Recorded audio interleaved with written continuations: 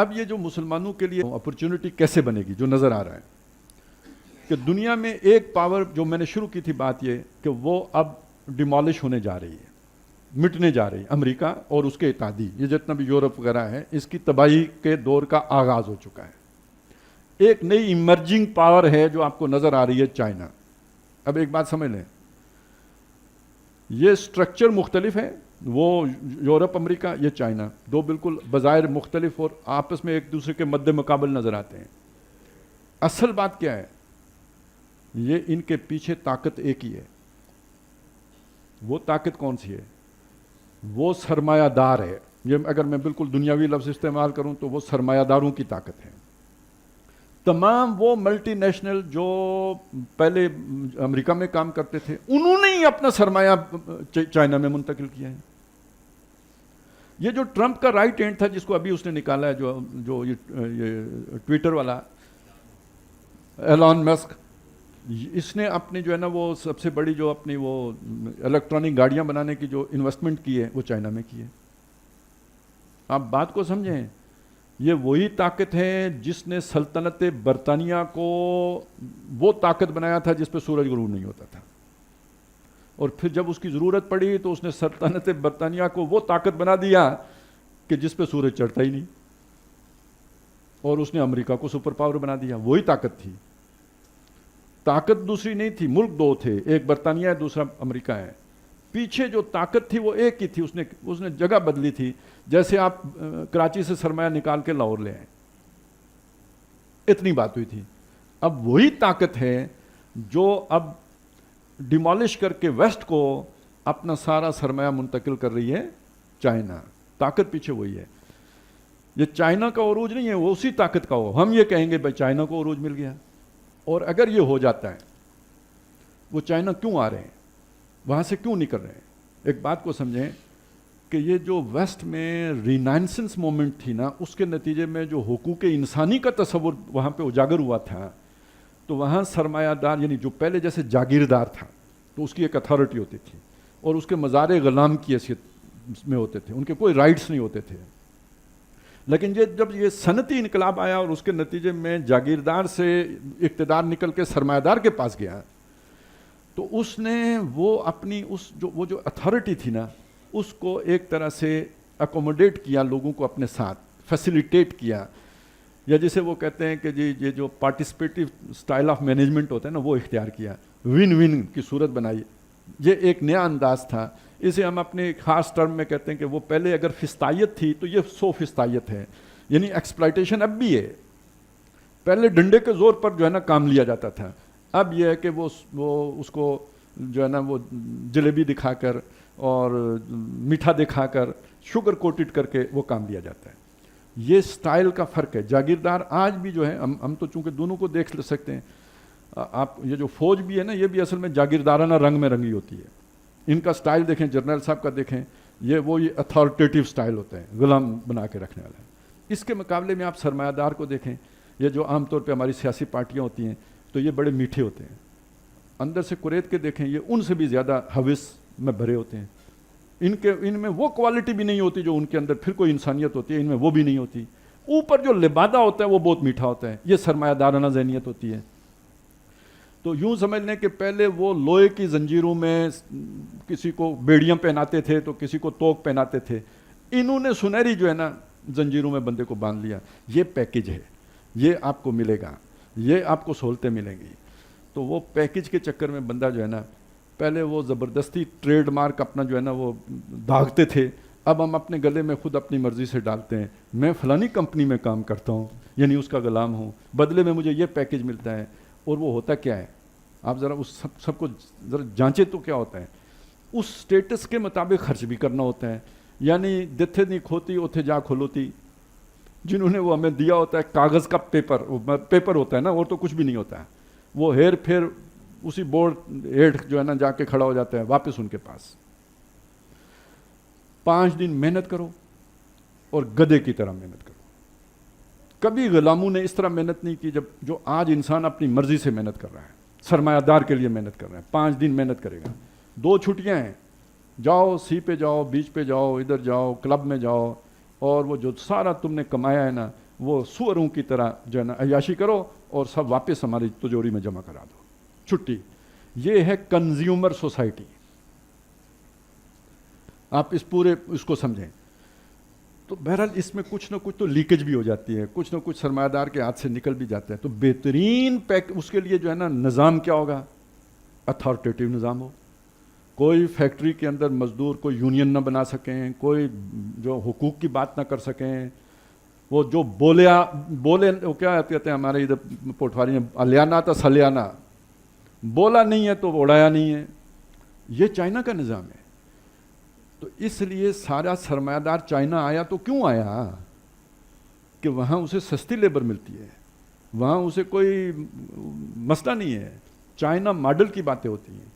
تو اگر آپ اسے علمی طور پہ سمجھنا چاہیں تو دنیا میں جو ترقی ہوتی ہے، ارتقاء ہوتا ہے، اس کو جو مارکس نے بیان کیا تھا اسے کہا تھا یہ جدلیاتی مادیت، یعنی یہ جو مختلف نظریات کا ٹکراؤ ہوتا ہے اس کا سنتھیسس ہوتا ہے اور اس سے ارتقاء ہوتا رہتا ہے۔ یعنی ایک دعویٰ ہے، اس کا جواب دعویٰ آتا ہے، پھر ان کا ٹکراؤ ہوتا ہے، اس سے ایک ترکیب دعویٰ سنتھیسس بنتا ہے، پھر وہ خود ایک دعویٰ بن جاتا ہے۔ تو یوں یہ زگ زیگ میں انسان ارتقاء کرتا چلا جاتا ہے، اچھی شے رہ جاتی ہے، بری شے ختم ہو جاتی ہے۔ تو وہ جو سنتھیسس بنتا ہے نا، وہ دونوں دعووں کی اچھائیوں کو جمع کر کے بنتا ہے۔ تاریخ میں یہ کام پہلی دفعہ ہو رہا ہے کہ کمیونزم میں جو بری شے تھی، یعنی one party dictatorship, one party rule, یہ کمیونزم کی برائی تھی، اور کیپٹلزم کی برائی یہ سرمایہ داریت تھی، ڈیموکریسی میں سرمایہ داری برائی تھی۔ تو یہ پہلی دفعہ تاریخ انسانی میں دو برائیاں جمع ہو رہی ہیں۔ آج کا چائنا یہ ماؤ زے تونگ کا چائنا نہیں ہے، یہ سمجھ لیں۔ یہ ایک کیپٹلسٹک سوسائٹی ہے، اور یہ capitalistic society one party rule کے ساتھ ہے۔ یہ ورسٹ سسٹم ہے برطانیہ سے بھی، امریکہ سے بھی، جو آنے والا ہے۔ اور اس کے ساتھ جب ہوگی ساری یہ ٹیکنالوجی بھی، ڈیجیٹل ٹیکنالوجی ساتھ ہوگی۔ یہ گھڑی جناب نوکر صاحب کی کلائک پہ موجود ہے، وہ بتا رہی ہے کہ نوکر صاحب جاگ رہے ہیں کہ نوکر صاحب سوئے ہوئے ہیں، وہ بتا رہی ہے کام کر رہے ہیں یا نہیں کر رہے ہیں، ایفیشنسی کیا ہے، وہ دل کی دھڑکن بھی بتا رہی ہے، سب بتا رہی ہے۔ مجھے بتائیں پھر یہ کہ یہ جو آرٹیفیشل انٹیلیجنس آ گئی ہے، پھر اس سے آگے بعد جو روبوٹس بن رہے ہیں جو انسانوں سے بہتر کام کریں گے، تو ویسے میں آپ کو بتا دوں، آج ہی سے سمجھ لیں، اپنے بچوں کے لیے سمجھ لیں، مستقبل میں جن مضامین کو آپ سمجھتے ہیں نا یہ بڑی کمائی کا ذریعہ ہیں، یہ زیرو ہونے جا رہے ہیں۔ یہ ڈاکٹر صاحب، یہ انجینئر صاحب، یہ جو کمپیوٹر سائنٹسٹ صاحب، یہ سارا اے آئی مفت کرے گی۔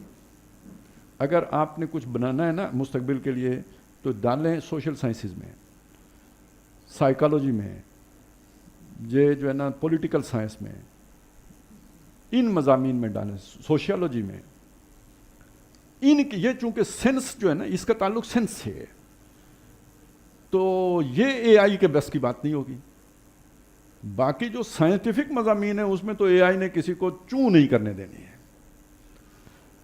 اب آپ سوچیں کہ انسان کتنی بدترین غلامی کی طرف جا رہا ہے۔ ایک جو چند خاندان، 3-4 خاندان ہوں گے، پوری دنیا کے حکمران ہوں گے، یہ سارے انسان ان کے غلام ہوں گے، کیا مسلمان، کیا عیسائی، کیا یہودی، سب غلام ہوں گے۔ یہ کوئی یہودیوں کی دنیا نہیں ہوگی، ان سرمایہ داروں کی دنیا ہوگی۔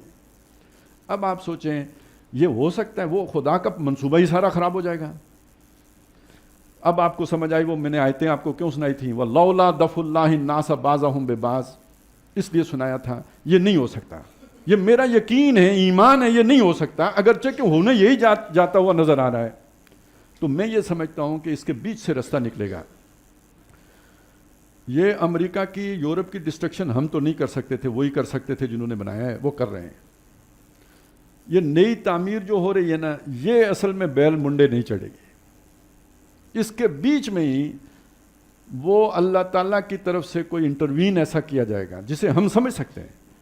وہ در حقیقت یہ والے مسلمان جن کا نقشہ میں نے آپ کے سامنے کھینچا ہے، کہ جو توبہ طائب ہو کر اپنے آپ کو اللہ کے دین کے لیے وقف کر چکے ہوں، یہ والے مسلمان، ان کی لیڈرشپ کے طور پر اللہ تعالیٰ حضرت مہدی کو کھڑا کرے گا۔ یہ کسی پلاننگ میں نہیں ہے، یہ کسی منصوبے میں نہیں ہے، یہ کسی سوچ میں نہیں ہے۔ دنیا تو دیکھ رہی ہے ایک طرف چائنا کو اور ایک طرف امریکہ کو، یہ بیچ میں تیسری طاقت اچانک آئے گی.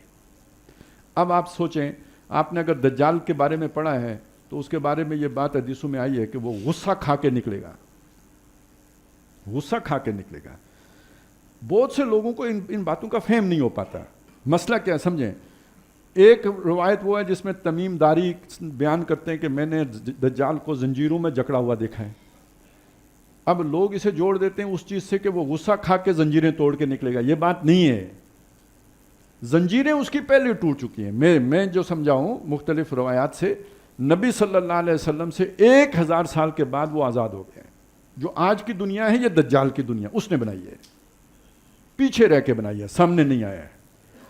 وہی تھا جو برطانیہ کے پیچھے تھا, وہی تھا جو امریکہ کے پیچھے تھا, وہی ہے جو چائنا کی طرف جا رہا ہے. اس کی دنیا میں ڈسٹربنس آ کے کون پیدا کرے گا؟ حضرت مہدی آ کے پیدا کریں گے کہ یہ والا جو سی پیک کا روٹ ہے نا, یہ سارا وہ اپنے قبضے میں لے لیں گے, ترکی تک کا علاقہ فتح کر لیں گے. تو جب ترکی میں ہوں گے تو خبر آئے گی نا دجال نکل آیا, تو غصہ اسے تب آئے گا یہ جب پورا علاقہ اس کے ہاتھ سے نکل جائے گا. تو گویا یہ دونوں جو بڑی طاقتیں ہیں یہ منہ دیکھتی رہ جائیں گی. تیسری طاقت ابھرے گی اور اللہ تعالیٰ کی مدد اس کے شامل حال ہوگی, اور آخری فتح اس کی ہونی ہے. اور یہ آخری فتح وہ ہے کہ جس میں پھر دجال جب خود آئے گا تو حضرت مہدی بھی اس کا مقابلہ نہیں کر سکیں گے. تو اللہ تعالیٰ اس کو بھگانے کے لیے حضرت مسیح علیہ السلام کو بھیجیں گے, اور حضرت مسیح کو دیکھتے ہی وہ پگھلنا شروع ہو جائے گا. وہ بھی بہت کوئی ہائی ٹیک چیز ہوگی نا, یوں سمجھیے آرٹیفیشل انٹیلیجنس اور ڈی این اے انجینئرنگ کا کمال ہوگا. دونوں کے ملاپ سے کوئی بڑی عظیم شے ہوگی وہ جو بھی ہے. تو وہ حضرت مہدی کے سامنے نہیں کھڑا ہو سکے گا, وہ مقام لد پہ جا کے اسے قتل کر دیں گے. اب آخری جو شر کی طاقت آئے گی وہ ہے یاجوج ماجوج, جن کا مقابلہ حضرت مسیح بھی نہیں کر سکیں گے. اس کے لیے آپ ویسے حدیث میں الفاظ ہیں, ایک کیڑا اللہ تعالیٰ پیدا کرے گا جو ان کی گردن پہ کاٹے گا اور وہ مرنا شروع ہو جائیں گے, اور لاکھوں کی تعداد میں مریں گے, یہاں تک کہ ان کو کی لاشیں ٹھکانے لگانا بھی ممکن نہیں ہوگا. اور اللہ تعالیٰ وہ ظاہر ہے پھر گلیں سڑیں گے, تو پھر اس کے بعد بارش ہوگی تو وہ زمین صاف ہوگی ان کے وجود سے. اب آپ سمجھ سکتے ہیں وہ کدھر سے آئیں گے. جی, تو وہ اور ان کی عادتیں آپ کو پتہ ہی ہوں گی, نہ مینڈک چھوڑیں, نہ سانپ چھوڑیں, نہ بچھو چھوڑیں. تو یہ اب یہ سارے نقشہ سامنے آ گیا یا نہیں آ گیا؟ اس سب کو سامنے رکھ کر دیکھیں تو اب ہمارے لیے چوائس کیا باقی بچی ہے, آپشن کیا باقی بچا ہے؟ توبہ کا بچا ہے. اور اللہ تعالیٰ خاص طور پہ غلطیاں ہیں سب ممالک کی ہیں, لیکن جیسے وہ حدیث میں آیا ہے کہ جی مدینے کو بچائے گا, جیسے حدیث میں آیا مکے کو بچائے گا, تو ایسے ہی یہ ہے کہ آخر کوئی تو طاقت ہوگی نا جو حضرت مہدی کا بھی ساتھ دے, کوئی یعنی کچھ دنیا کے اسباب بھی ہوں. اس لیے ہم امید رکھتے ہیں کہ یہ جو باتیں ہم کر رہے ہیں ان باتوں سے ہمیں اللہ سمجھ دے, لوگ ہمارے بدلنا شروع ہوں, تو یہ ایک ایٹمی طاقت تو ہے نا. لیکن ایک بات میں آپ کو بتا دوں, اگر ہم اللہ کے باغی رہے تو یہ ایٹم بم ہمارے گلے کی ہڈی بنے گا, اسی وجہ سے پھڑے جائیں گے. اگر دنیا ہمیں چھوڑنا بھی چاہے گی نا تو اس کی وجہ سے نہیں چھوڑے گی. اور اگر ہم اللہ کی طرف تو تائب ہو جاتے ہیں, توبہ کر لیتے ہیں, تو پھر اس کا نتیجہ یہ نکلے گا کہ یہی ہمارے لیے تابوت سکینہ بنے گا جو فتح کا باعث بنتا ہے. اور یہ وہ بات تھی جو میں نے کہی. اب آپ خود سوچیں سارے لوگ, اس وقت صرف اتنی بات کو سوچیں, قرآن نے یہ بات کہی ہے یا نہیں کہی کہ یہ سود کھانا لینا دینا اللہ سے اعلان جنگ ہے, اللہ کے رسول سے اعلان جنگ ہے. ہم اللہ اور رسول سے اعلان جنگ سارے مسلمان کیے ہوئے ہیں یا نہیں کیے ہوئے؟ کیے ہوئے نا. اور یہ کرنے کے بعد اگر ہم کہیں کہ ہم فلسطین پہ چڑھ دوڑیں, یہودیوں پہ چڑھ دوڑیں گے اور اللہ ہماری مدد کرے گا, مجھے بتائیں کیا ہوگا؟ کوئی بندہ یہ ٹھنڈے طریقے سے یہ بات نہ سننے کے لیے تیار ہے نہ ماننے کے لیے تیار ہے. میرے بھائیو, یہ اگر آپ یہ بات نہیں سن رہے نا, یہ بس پھر ایسی بات ہے جیسے کہ چونٹی کو پر نکلتے ہیں. وہ سمجھتی ہے میں اڑوں گی, لیکن وہ مرنے کے لیے اڑتی ہے. اور یہ قرآن مجید کے مطالعے کے نتیجے میں آپ کو بتا رہا ہوں. آپ آج جائیں سورہ بنی اسرائیل کا پہلا رکوع نکالیں, جس تفسیر سے مرضی پڑھ لیں کہ یہودیوں کے ساتھ کیا ہوا تھا, بخت نصر نے کیا کیا تھا اور کیوں کیا تھا. نبی موجود تھے, وہ یہی بتا رہے تھے جو میں آپ کے سامنے عرض کرنے کی کوشش کر رہا ہوں. قوم نے نہیں سنا, انہوں نے کہا نہیں جہاد کریں گے, اور کیا. 6 لاکھ قتل ہوئے, 6 لاکھ غلام بنے. تو رات وہ اٹھا کے لے گئے, پھر نہیں ملی. تابوت سکینہ تب گم ہوا, آج تک نہیں ملا.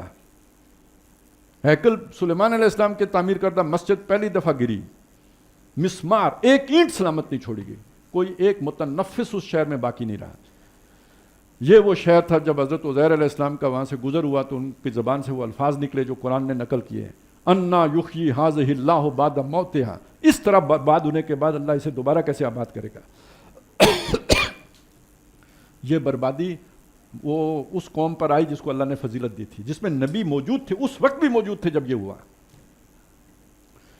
اور دوسری دفعہ اس قوم پر بربادی آئی جب, آپ سوچیں, آپ ایک طرف حضرت عیسیٰ علیہ السلام ہیں, ان کا انکار کیا, اپنے بس پڑھتے انہیں سولی چڑھایا. دوسری طرف رومی ہیں, ان کے خلاف اعلان جہاد کر دیا. تو میں جہاد کا مخالف نہیں ہوں, میں آپ کو بزدل نہیں بنانا چاہتا ہوں. میں صرف آپ کو یہ کہنا چاہتا ہوں کہ آپ اللہ سے بغاوت کر کے جہاد میں کامیاب نہیں ہو سکتے. دھوکہ نہ کھائیں. اللہ سے لڑتے ہوئے اللہ کے دشمنوں سے کیسے کامیاب ہوں گے آپ کو؟ وہ بھی اللہ کے دشمن تھے جن کے ہاتھوں بنی اسرائیل, وہ مشرک تھے. لیکن اللہ نے کہا عباد اللہ نا اولی باسن شدید, وہ ہمارے وہ بندے تھے جنہیں ہم نے جنگ کی طاقت صلاحیت دی تھی, تم پر ہم نے مسلط کیا. تو اس لیے یہ بات سمجھیں کہ یہ ہم پر اگر مسلط ہیں, ہمارے جرائم کی وجہ سے مسلط ہیں, ہم نے اللہ کی بغاوت کی ہوئی ہے. اگر ہم یہ چاہتے ہیں کہ ہماری بہتری ہو تو پہلی بات یہ ہے کہ ہم اپنا اللہ سے تعلق ٹھیک کریں, انفرادی بھی ٹھیک کریں, اور ہم اس ملک میں اللہ کا قانون بھی نافذ کرنے کی آواز اٹھائیں, زوردار آواز اٹھائیں, تاکہ ملک بھی بچے. اور ایٹمی طاقت ہے, فوج بھی ہے, اللہ کی مدد بھی شامل حال ہو گئی, تو پھر یہ کہ وہ ایک دفعہ پھر وہ نقشہ دنیا کے سامنے آ جائے گا. اور میرے عرب کو ٹھنڈی ہوا آئے گی, میرے عرب کو آئی ٹھنڈی ہوا, جہاں سے میرا وطن وہی ہے, میرا وطن وہی ہے. لیکن اس کے لیے محنت کرنی پڑے گی, زور لگا. آپ کو اور مجھے صرف تقریریں کرنے سے نہیں اور سننے سے نہیں ہوگا, اٹھنے سے ہوگا, کام کرنے سے ہوگا, گھر گھر یہ پیغام پہنچانے سے ہوگا, لوگوں کے پاؤں پکڑ کر انہیں یہ بات سمجھانے سے ہوگا. اب بھی یہ کام نہ کیا تو کب کریں گے؟